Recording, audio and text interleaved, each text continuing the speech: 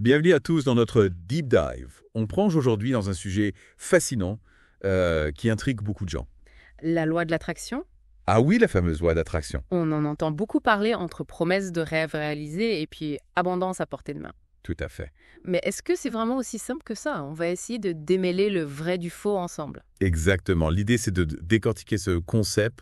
On va explorer ses origines, ses principes clés, et surtout, on va essayer de démystifier certaines idées reçues. On a épluché pas mal de sources pour vous, certaines très pragmatiques, d'autres plus spirituelles. Oui, un peu de tout. Mais le but n'est pas de vous dire quoi penser, hein? Non, pas du tout. Plutôt de vous donner toutes les cartes en main pour que vous puissiez vous forger votre propre opinion. Absolument. L'idée, c'est de vous accompagner dans cette exploration, pas de vous imposer une vision unique. Alors, comment on pourrait définir clairement la loi d'attraction? En gros, la loi d'attraction postule que c'est à quoi on pense le plus, qu'il s'agisse de choses positives ou négatives, finit par se manifester dans notre vie. D'accord, donc si je comprends bien, si je me concentre sur des pensées positives, je vais attirer des événements positifs dans ma vie. C'est l'idée générale, oui, mais attention, ce n'est pas aussi simpliste que ça. Il y a tout un travail à faire sur soi-même, sur ses croyances, sur sa façon d'appréhender le monde. J'imagine qu'il y a plusieurs courants de pensée autour de la loi d'attraction. Tout à fait, on retrouve des traces de ce concept dès le début du siècle, notamment avec William Walker Atkinson, qui évoquait la puissance vibratoire des pensées.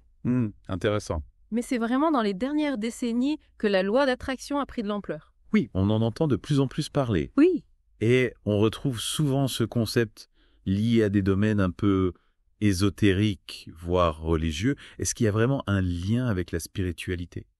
pas forcément. C'est vrai qu'on associe souvent la loi d'attraction à des pratiques un peu mystiques. Oui, c'est un peu l'image qu'on en a. Mais ce n'est pas une obligation. On peut tout à fait aborder ce concept d'un point de vue psychologique sans aucun lien avec la religion. Donc si je suis athée, je peux quand même m'intéresser à la loi d'attraction et l'appliquer dans ma vie. Absolument. Oui, l'un des principes fondamentaux de la loi d'attraction, c'est de comprendre comment nos pensées influencent nos actions, notre perception de la réalité et au final les résultats que l'on obtient. D'accord, donc ce serait plus une question d'état d'esprit et de façon de voir le monde. Exactement. La loi d'attraction nous invite à prendre conscience de notre pouvoir créateur, de notre capacité à influencer notre réalité par nos pensées, nos émotions et nos actions. C'est un peu comme si on était le chef d'orchestre de notre propre vie. On choisit la musique qu'on veut jouer. C'est une bonne image, on n'est pas forcément maître de tous les événements qui nous arrivent, mais on peut choisir la façon dont on les perçoit, dont on y réagit. Ok, je commence à mieux saisir le concept. Mais concrètement, comment est-ce qu'on peut appliquer la loi d'attraction au quotidien? Il y a plusieurs pistes, par exemple.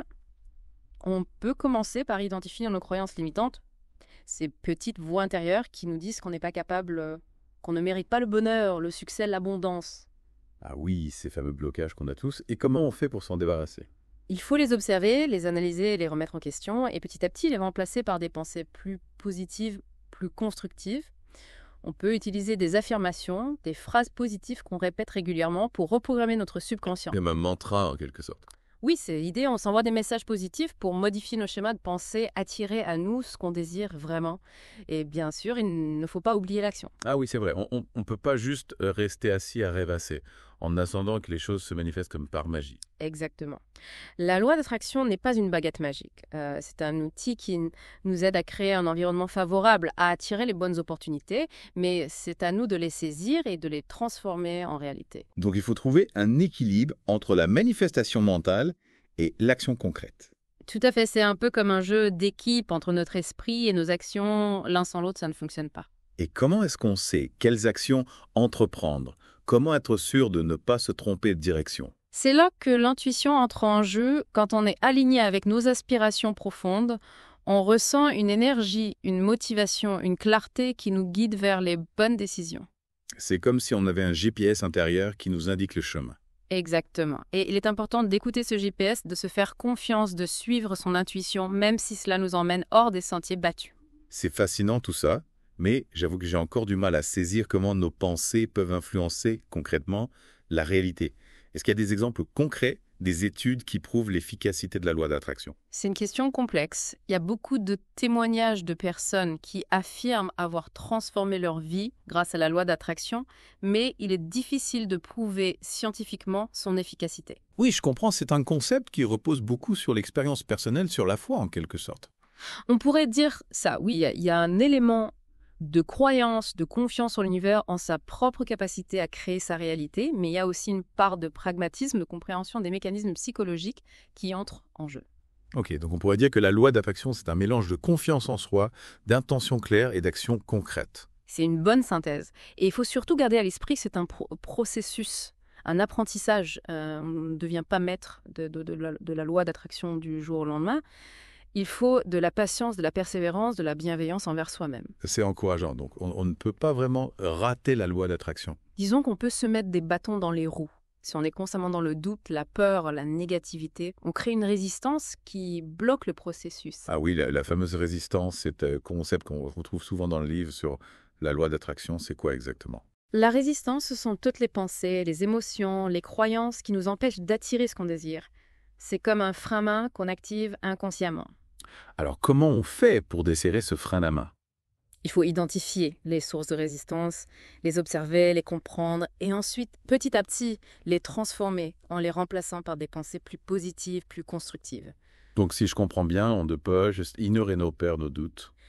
Non, il faut les accueillir, les accepter, les comprendre et ensuite on peut commencer à les transformer en utilisant différents outils comme les affirmations, la visualisation, la méditation. C'est un vrai travail sur soi, en fin de compte. Oui, la loi d'attraction, c'est avant tout un chemin vers soi-même, vers la découverte de son potentiel intérieur. C'est une belle conclusion pour cette première partie de notre Deep Dive. On a déjà beaucoup appris sur les fondements de la loi d'attraction, son histoire, ses principes clés, les obstacles à surmonter. Et on n'a fait qu'effleurer la surface, il nous reste encore beaucoup de choses à explorer ensemble. Exactement, on se retrouve très bientôt pour la suite de notre exploration de la loi d'attraction. Alors, on a vu dans la première partie que la loi d'attraction, ce n'est pas juste une question de pensée magique. Oui, on l'a bien dit. Il y a un vrai travail de fond à faire sur soi-même, sur ses croyances, sur sa vision du monde. Oui, on a démystifié un peu le concept, on l'a débarrassé de son côté ésotérique pour en montrer l'aspect plus psychologique, plus ancré dans le quotidien. Exactement. Et on a aussi abordé la notion de résistance et blocage qui nous empêchent parfois d'atteindre nos objectifs. Et justement, on a reçu beaucoup de questions de nos auditeurs à ce sujet. Ils se demandent comment identifier ces résistances et surtout comment les surmonter. C'est une question essentielle. Parfois, ces résistances sont très profondes, ancrées en nous depuis l'enfance, liées à notre éducation, à nos expériences passées. On peut avoir peur de réussir, peur de ne pas être à la hauteur, peur du changement. Tout à fait. Et parfois, on n'est même pas conscient de ces peurs. Elles se manifestent de façon subtile par un manque de confiance en soi, par de la procrastination, par un sentiment de sabotage. Alors comment on fait pour débusquer ces résistances cachées? Il faut apprendre à s'observer, à être attentif à ses pensées, à ses émotions, à ses réactions. Quand on ressent une émotion négative face à un projet, un objectif, c'est souvent le signe qu'il y a une résistance en jeu. Et une fois qu'on a identifié cette résistance, qu'est-ce qu'on fait? On la combat. Non, pas vraiment lutter contre une résistance. C'est un peu comme essayer de nager à contre-courant. On s'épuise et on n'avance pas. Alors quelle est la solution? On se laisse porter par le courant. Non plus. Il s'agit plutôt de comprendre le courant, de l'apprivoiser, de le transformer. C'est-à-dire? Prenons un exemple concret. Imaginons que vous ayez envie de changer de travail, de vous lancer dans un nouveau projet qui vous passionne, mais vous ressentez une forte peur de l'échec, une peur de ne pas être à la hauteur. C'est une peur assez courante. Je pense qu'on a peur de quitter sa zone de confort, de prendre des risques. Absolument, et cette peur, c'est une forme de résistance. Elle vous empêche d'avancer et de passer à l'action. Alors comment on fait pour surmonter cette peur? Il faut commencer par l'accueillir, la reconnaître. Dites-vous, ok, j'ai peur de l'échec, c'est normal, c'est une émotion humaine, je ne vais pas la rejeter.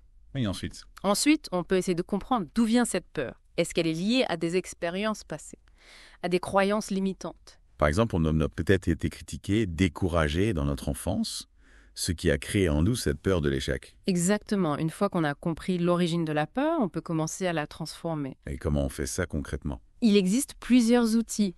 On peut utiliser les affirmations, par exemple, se répéter des phrases positives comme « je suis capable de réussir »,« je mérite le succès »,« je suis à la hauteur de mes ambitions ». Et ça marche vraiment? L'idée, c'est de reprogrammer notre subconscient en remplaçant les pensées négatives par des pensées positives. Un peu comme si on reformatait un disque dur. Oui, c'est une bonne image. On efface les anciens programmes négatifs et on installe de nouveaux programmes positifs. Et en plus des affirmations, il y a d'autres techniques. Oui, la visualisation est un outil très puissant. Il s'agit de se projeter mentalement dans la situation, souhaiter de s'imaginer en train de réussir, de vivre pleinement son objectif. On en a déjà parlé un peu dans la première partie quand on a abordé la question de la manifestation des désirs. Exactement, la visualisation permet de créer une image mentale forte, vibrante, qui va attirer à nous les circonstances favorables, les opportunités, les personnes qui vont nous aider à réaliser notre objectif. C'est comme si on plantait une graine dans notre esprit et que cette graine finissait par germer, par donner un fruit. C'est une belle image et il ne faut pas oublier que la loi d'attraction, ce n'est pas juste un processus mental, il faut aussi passer à l'action. Ah oui, on y revient. L'action, c'est la clé. Tout à fait. On peut visualiser autant qu'on veut. Si on ne fait rien, concrètement, rien ne va se passer. Alors, comment on fait pour passer à l'action quand on est paralysé par la peur, par le doute? Il faut commencer par de petites actions, des petits pas, qui nous permettent de sortir de notre zone de confort, de prendre confiance en nous. Par exemple, si on a peur de parler en public, on peut commencer par s'entraîner devant un miroir, puis devant des amis, puis devant un petit groupe. Exactement. Et petit à petit, on va se sentir plus à l'aise, plus confiant, et on va pouvoir affronter des défis de plus en plus grands.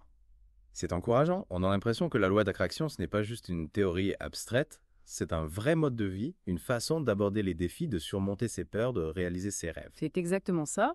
La loi d'attraction, c'est un outil puissant qui nous permet de prendre le contrôle de notre vie, de créer la réalité que l'on souhaite. Et cet outil, il est accessible à tous. Oui, absolument. Il suffit d'y croire, de s'engager dans le processus, de persévérer. Et de s'entourer de personnes positives, inspirantes, qui nous soutiennent dans notre démarche. Tout à fait. Notre environnement a un impact considérable sur notre état d'esprit, sur notre énergie.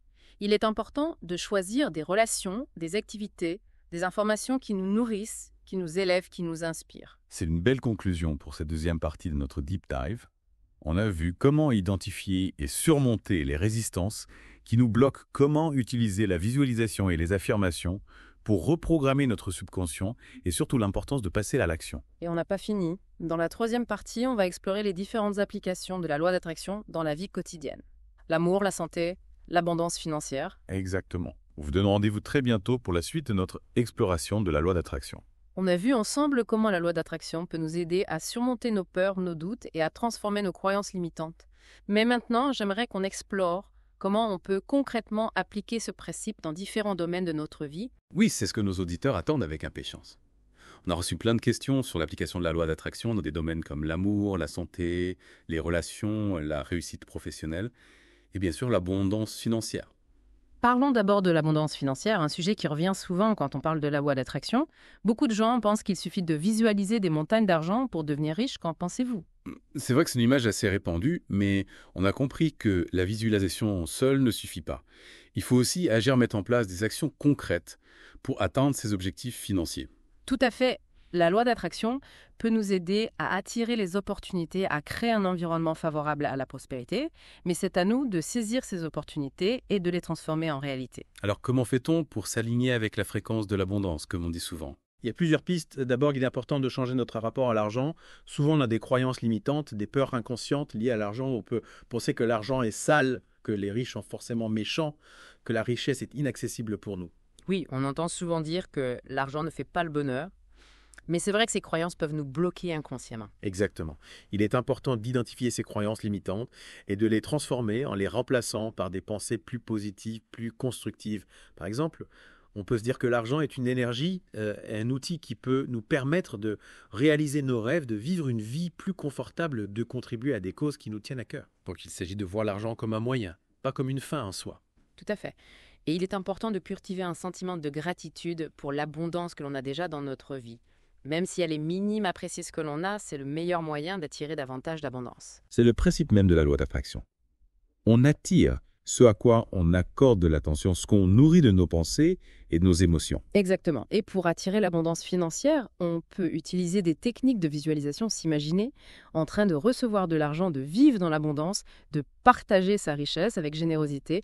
On peut aussi créer un tableau de visualisation avec des images qui représentent la prospérité financière. Et pour ce qui est de l'action concrète, qu'est-ce que vous conseillez ?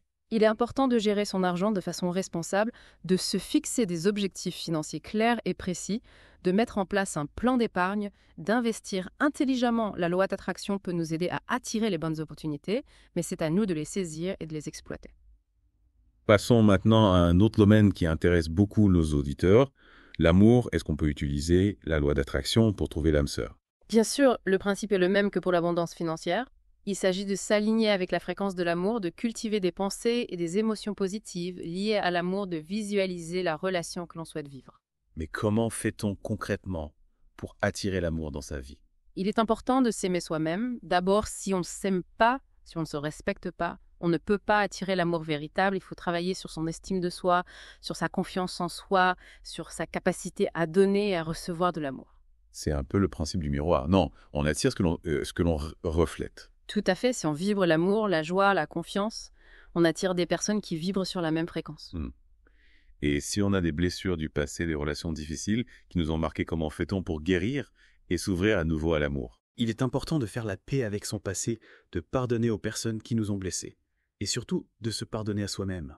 On peut utiliser des techniques de visualisation, de méditation, de thérapie pour guérir les blessures émotionnelles et se libérer des blocages qui nous empêchent d'aimer et d'être aimés. Et une fois qu'on a fait ce travail sur soi, comment fait-on pour rencontrer l'âme sœur? Il ne faut pas forcément la chercher activement.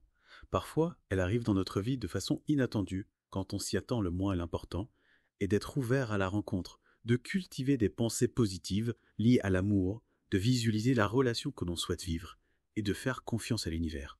Et pour ce qui est de la santé, est-ce qu'on peut utiliser la loi d'attraction pour guérir une maladie? La loi d'attraction n'est pas un remède miracle. Elle ne remplace pas la médecine traditionnelle, mais elle peut être un complément précieux en cultivant des pensées positives, en visualisant la guérison, en adoptant un mode de vie sain. On peut renforcer notre système immunitaire et favoriser le processus de guérison. Donc il ne s'agit pas de nier la maladie, mais plutôt de l'aborder avec une attitude positive, constructive, en s'appuyant sur les ressources de notre esprit et de notre corps. C'est exactement ça. La loi d'attraction nous invite à prendre conscience de notre pouvoir intérieur, de notre capacité à influencer notre réalité, y compris notre santé. On arrive au terme de notre deep dive sur la loi d'attraction. On a exploré beaucoup de concepts, de techniques d'application. Qu'est-ce que vous diriez aux auditeurs qui souhaitent se lancer dans cette aventure? Je leur dirais, soyez curieux, explorez, expérimentez. La loi d'attraction est un outil fascinant, mais il n'y a pas de recette miracle. Il faut trouver ce qui résonne en vous, ce qui vous inspire, ce qui vous permet de vous sentir bien et d'avancer sur votre chemin. Et surtout, n'oubliez pas que la loi d'attraction, ce n'est pas une baguette magique. C'est un processus, un apprentissage, un cheminement personnel. Oui, c'est un voyage passionnant à la découverte de soi, de son potentiel illimité, de sa capacité à créer une vie qui nous ressemble, qui nous épanouit, qui nous comble de joie. Merci beaucoup pour ce partage. On espère que cette exploration de la loi d'attraction vous aura inspiré et donné envie de vous lancer dans l'aventure. À bientôt pour de nouveaux deep dives.